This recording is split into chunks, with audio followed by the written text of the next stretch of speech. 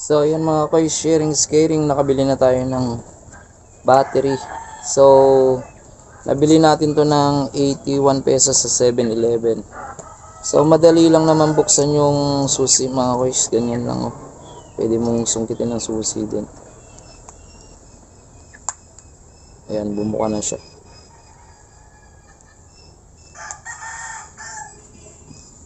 So bago kayo bumili ng battery mga koys, i-check nyo yung code dito.